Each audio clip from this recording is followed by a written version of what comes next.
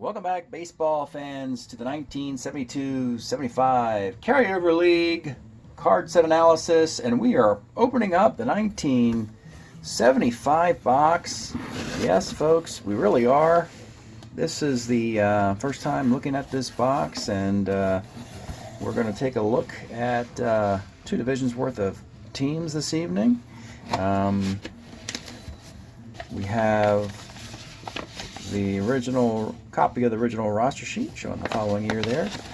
We've added in, of course, printed out E-ratings, so we have that on file and can be copied into this spreadsheet.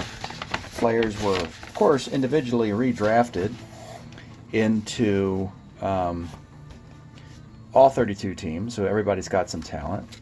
American League East Orioles going all the way to the National League West Giants. We have a very small pool of the yellow waived, the red retired players from 1971. You see, by 4 years into the future, they're it's already figured out if they continue playing or not. There's very few of these left. That's why the waiver and retire pool is most critical in year one. And then, of course, we have all the handwritten in cards, the placeholder cards of extra players needed to spread the talent over 32 teams, though these cards are not used to play any games. So we're going to look at some rookie classes here, plus the keepers. Beginning with Baltimore. Let's see what they have in each category. Your keepers, Mark Belanger's a 1 shortstop. That's our prime consideration. Here he's hitting 226. I think he was hitting 226 a couple of the times. This is Lee May's first year in Baltimore, I believe. Indeed it is. And you can also see, you see the shine on these cards. This is the only kind of the gloss finished cards that they made in the 75 season. They're pretty, then they're thicker too. Anyway, Lee May has a good first year in Baltimore. Brooks Robinson is still hanging in there with his defense, but by now his hitting has fallen off to a 201. And there's Earl Williams, still around, but the power numbers have declined year after year. But now let's take a peek at the young players in Baltimore's system. This is the first time eligible as rookies. Here's a star in the later decade, early 80s, with the Angels and the Orioles, Doug DeCinces. Here he can play everywhere, but primarily was a third baseman. Rick Dempsey, catcher, but with some utilitarian value. He doesn't have the great throwing arm yet. A middle infielder named Billy Smith, switch hitter, could play all over the place. Wayne Garland, he is a decent 75. I think he's got a better 76, though. Yeah, 76, I think he wins 20 games. We're seeing the first incarnation of Tippy Martinez. And this guy could get drafted in the Baltimore system. He's the lefty that gets lefties out. Dyer Miller, a righty who gets righties out. Baltimore just, you know, they're never really too sweating the whole pitching thing. You take their pitchers away, they'll just bring up guys from the minors who are just as good.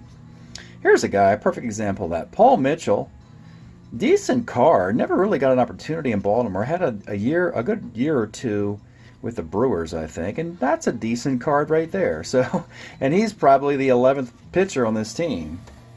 So, Baltimore in good hands. In very good hands in 1975. Next up, your Boston Red Sox. Ooh, we're going to have a star. We're going to have a star in this one. For the Red Sox. They're bringing back Roger Moret, who always seemed to have a great winning percentage with Boston. He's got like a 13-2 season, a 14-3 season. Never could pitch on 3 days rest, had some arm problems. Great pitcher, though. Great left-handed pitcher, Roger Moret. Petrocelli, a 2 at third base still, relying on his defense and some power against lefties. Not so good over there. Rick Wise, will this be the year they select? They've got a few to choose from. He's a very flatline player. Nothing too high, nothing too low. 19-game winner. Would have pitched in the World Series. But let's, most importantly, take a look at the Boston rookies of 75. Some of the guys aren't going to be a Red Sox. In this case, Blackwell, I think it was, yes, but he didn't play very much. The Rooster Burleson, he's a 2 at shortstop. The bat's not really great. 252 hitter. The third best hitter on the team, Cecil Cooper, and he crushes right-handed pitching. Still good against lefties. 311 hitter. Well, you're thinking, boy, he should be the first pick from this box for the Red Sox. Because we have this. 1975 Freddie Lynn, Rookie of the Year, MVP, will be their first round pick. I say might be. No, he will be. 1-3s in center field, who hit .331. And how many doubles? 47 doubles, 21 homers. There's nothing more you can ask for out of that. First round pick for the Boston Red Sox. Niles Nyman, was he a Red Sox? He was a White Sox. He got drafted at this team. Not much there. Jim Rice, my goodness, he might have to wait. You know what? They can only get 2 guys from 75, and they might have to wait to see. Maybe go Lynn and Cooper, or who knows? It could be Lynn and Rice. Don DeMola, not very good. Dick Pole, not so much either. And that's your Bosstown rookies. Oh boy, folks. 75. The 4th year of this timeline, Red Sox go to the World Series. I always want to invite the 8 teams represented in the 4 World Series into consideration for the title. Can simply add in Freddie Lynn to play center field for this team. Take them to the top in a very tough American League East. Next up, the Yankees. Bobby Mercer has a bunch of fine years. Great defense. But we have a better card for him earlier. He's still good here. That's a decent card. We have him with more power and average in the earlier cards. Greg Nettles. Funny part about Nettles is the 3 defense is a little shocking. I would expect him to be a 1 or 2. 76 Nettles leads American League in homers. So this guy is close, but the homers aren't quite there. Great card for a third baseman, but I wish he was a 2 or a 1. Roy White's glove has abandoned him here, but he still gets on base a lot, and he still has that great on base running ability. 290 average. So not bad for Roy White. Nice collection of guys. Let's look at their rookies. Easy Ed Figueroa. He's with the Angels. But we got him to the Yankees in this. Actually, I think Figueroa is represented by the Angels, the Yankees, and even the Florida Marlins with different cards in his career through this timeline. So whoever drafts him first is going to end up getting him, is how that works. And that's the beauty of having cards in different years. You've got to be strategic and understand that you got to go get your guy before somebody else gets him. Nice year for Figueroa. Milt Thompson, just a guy, as we like to say. He's not very good, though. And that's about it. So, not much in the rookie bin, other than, Figueroa. But do you have a spot right now? I mean, you got Stottlemyre, you got Fritz Peterson. I don't know who else they have. Do they have a spot for Figueroa in that Yankee rotation?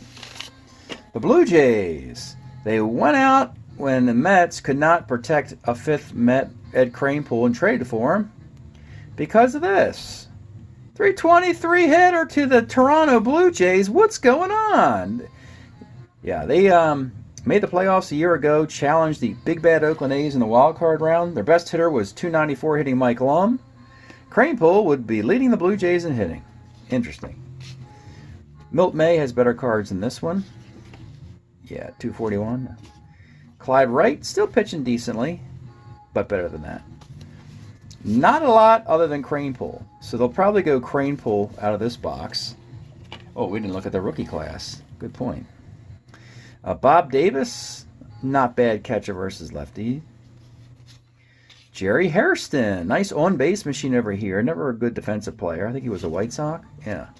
Switch hitter. A lot of on base. They can help the Blue Jays. Dave McKay. Eventually, here's an actual Toronto Blue Jay in the late part of the decade. But here, he is fine at third base, at least against lefties, at about 260. 256.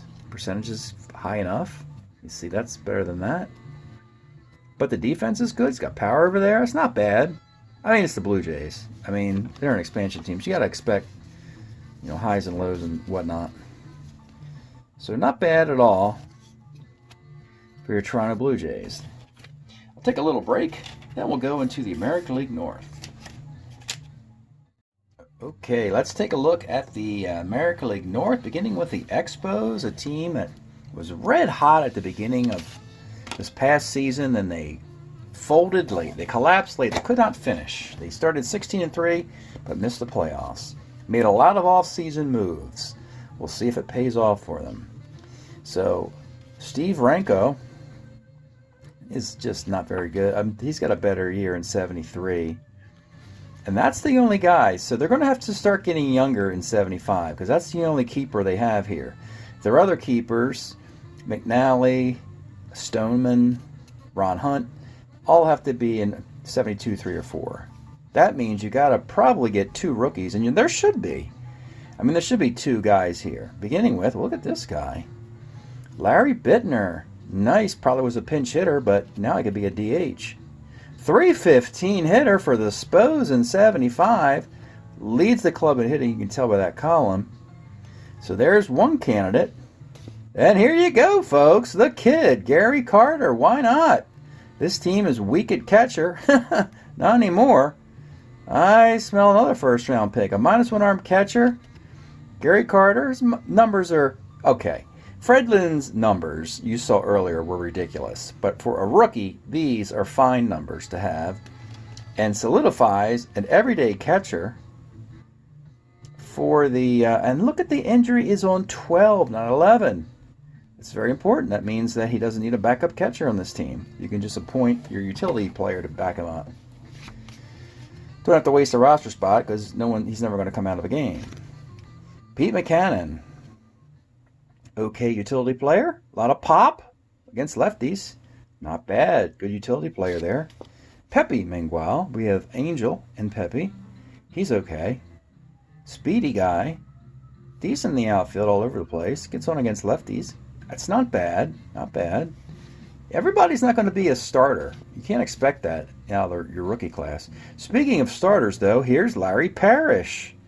Now, of course, rookie's going to struggle with a glove here. Third best hitter on this team, with a .274 average, but just 10 homers. You could wait on him because you got so much. You got Bittner and Carter. I mean, you know, but Jerry White. I'm telling you, these Expos do not have room for all these talented players. The one column again, meaning that he was the highest batting average of the extra player card set. You see 97 at bats, but 299 average. Dennis Blair. Don't like his vulnerability versus lefties there, but he's good against righties. And we keep popping cards up, folks. These are all new guys that Montreal elevated in 75. And this guy, could this guy be the best of all of them? Dan Worthen? 3.11 ERA, 168 innings. This is not a fluke. For this season, that's a full season. Starter 7.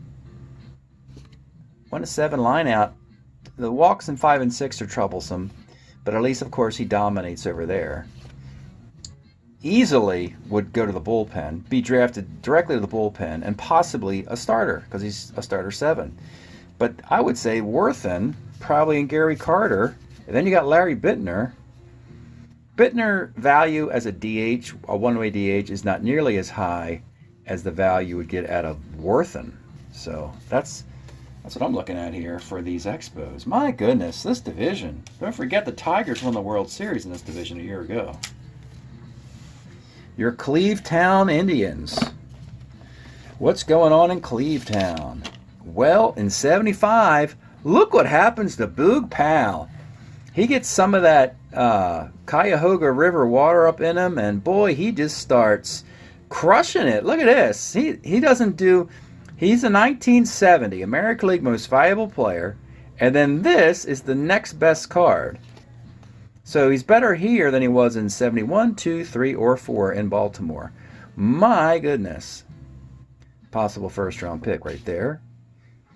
Ray Fawcett, we don't want this card. He's much better as a younger player.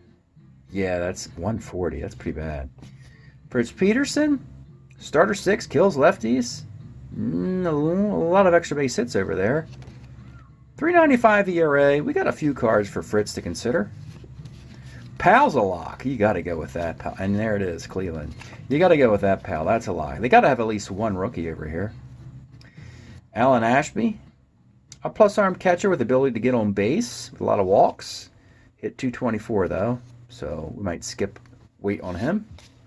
Ed Crosby, a left-handed hitting utility infield, has a little value, but he really doesn't have any power or speed to make it more than that. He's, yeah, probably weight on him as well.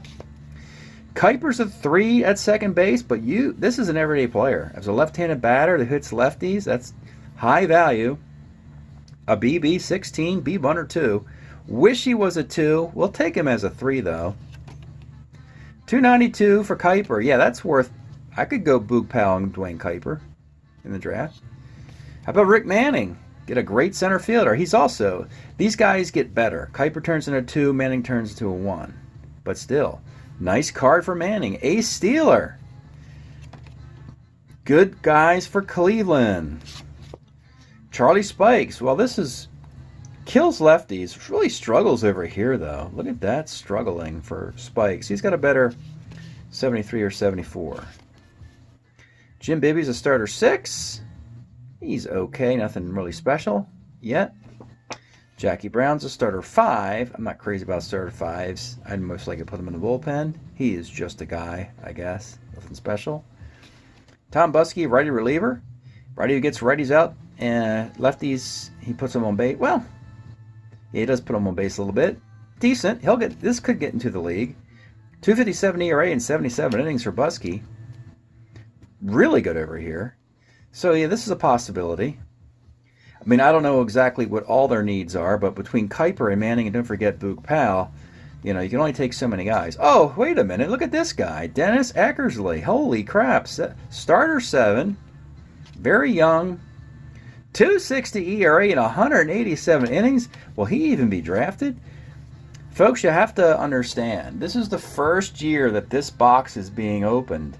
So you got to leave some talent in the box for future drafts. You don't need to rush to Dennis Eckersley right away. You still have Gaylord and Jim Perry on the team, for Pete's sakes.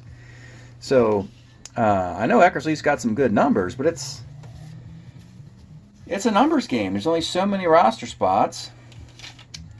You're just looking for a fertile farm system and flexibility at this point. The first guy in that list that we saw that was draftable was Dwayne Kuiper, and then we added 3 more after that. So flexibility, second, center field, starting pitching, it's all there. The Tigers. Runners up to the Pirates in the World Series. Joe Coleman. Oh no, you don't want that one. You're really struggling there. Mickey Stanley. Still great defensively in center field and the outfield, but his bat. It would make sense that the Tigers are going to have their guys loaded towards the beginning of the timeline in 72 and 3. So is there a new regime? Is there a young regime that can add some spice to the Tigers? Here we have John Knox, who, well, he could get a spot at third. We have Dick McAuliffe as a left-handed hitting second baseman, so he's blocked there. As a third baseman, he gets on base. He just doesn't have a lot of sizzle. Has the on base. That's about 290, 267. But the on base is there. Decent. Hey, how about a young Ron LaFleur and an Ace Steeler? Bring some speed to this team. But the glove is very suspect. Can't hit lefties very well. A righty against righties was out, so there's about like a 2. Ooh, this is about a 250 hitter. 258. A lot of plate appearances, but if the team was bad, they were going to give the guy a lot of plate appearances. Right now, the Tigers aren't bad, right? They just came off a World Series, so they're not in that cycle where they're bad and they're going to just let young players play every day. A left-handed hitting first base, Jack Pierce, the heir apparent, possibly, to Norm Cash, though it doesn't really happen. This is a fun card, at least. A lefty with power versus lefties, and then righties.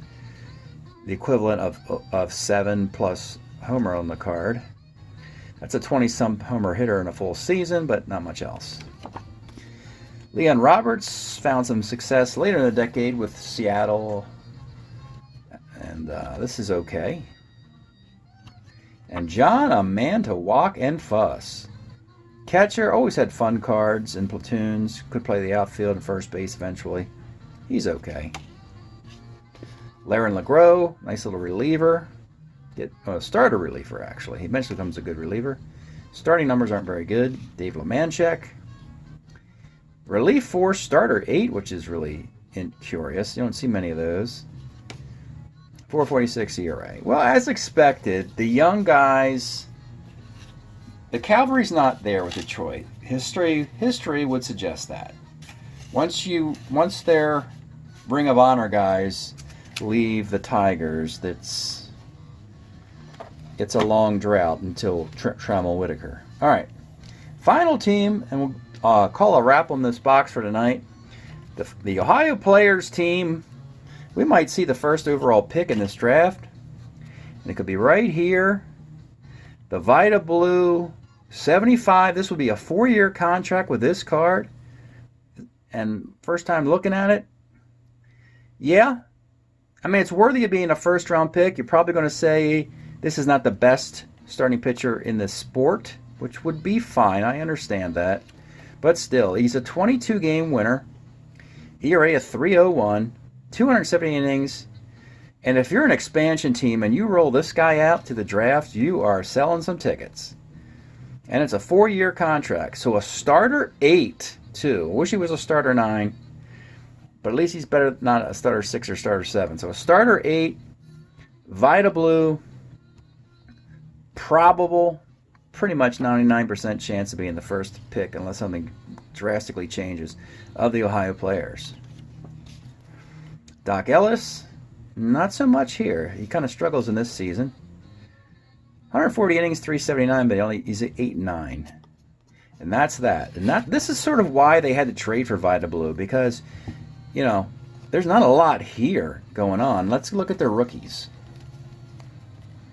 You got Ivan DeJesus just getting a call up as a shortstop with the Dodgers, believe it or not. 87 at-bats, he hits 184. We got Morris Nettles, just a guy that can play the outfield, hitting 231. Lee Richard, go find me a good Lee Richard card, because I've struggled to do that. At least over here against lefties, he's interesting with a triple and 7. 200 hitter, 45 at-bats. Larry Demiri, now this guy's okay. 290 ERA and 115 innings. Larry Demiri, I think, you know, like I said, these expansion teams, they don't have a fertile farm system, which is why you went out and made the deal for Blue. But your second pick, I think it could be Demiri. That's a good pitcher right there. And, you know, there's just not a lot of options for this team. And other than that, you have to look at the waiver wire or make another trade. You already traded to get Vita Blue. You'd probably have to trade something else to get a second player from that season. All right, we have looked at 8 of these teams in the American League East, the American League North, our first crack at the 1975 box. We'll continue this for the next few weeks. Thanks for checking this out. We'll see you next time.